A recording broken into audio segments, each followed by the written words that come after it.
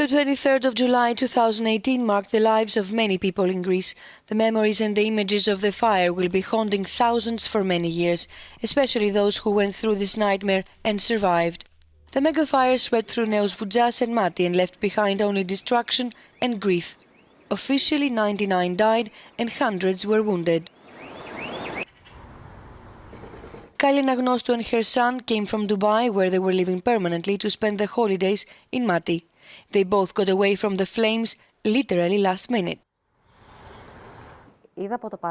I saw from the window that the flames were passing by our house. We got out panicked and we were running through very thick smoke. We couldn't see anything. What I remember next is that we were in the rocks and we were all shouting, crying. Some were jumping in the sea, despite the big rocks that were there. Some were describing how they got out. There were children there. We were all in a really bad situation and we didn't know what would happen next. Ήμασταν όλοι σε μια πάρα πολύ άσχημη κατάσταση εκείνη τη στιγμή και δεν ξέραμε τι θα γίνει. Kylie is still very angry. What she wants is to leave the country as soon as possible.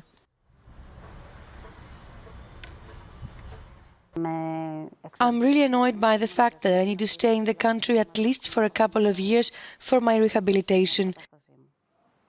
This country in the end hurt me a lot, and I don't want it.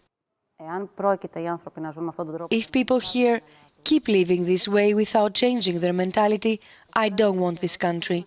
So much time has passed and still no one has apologized. Months after the tragedy in Mati, the remains of charred houses still stand like the burned trees on the ground.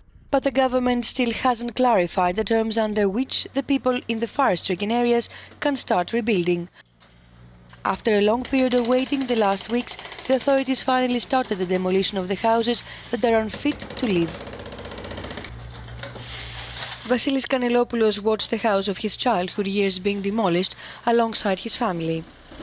His parents lived there permanently the last 15 years. What the residents want now is to get the authorization to start repairing the houses that can be repaired or build again the houses that were destroyed. Right now we don't see anything. People just wait and try to find a way to get through each day. Some in camps, other guests in friendly houses. A lot of them don't live in very human conditions. We don't feel that the state is close to us in a natural disaster where the state was absent. They also expect justice to be served concerning the criminal responsibilities. For the survivors in Mati, time froze the 23rd of July. That day, everyone here lost something or someone. 4 months later, they say that they're outraged because they heard a lot of promises, but they haven't seen enough actions, and they warn that they will not remain silent any longer. Faye Dulgheri, Mati, Euronews.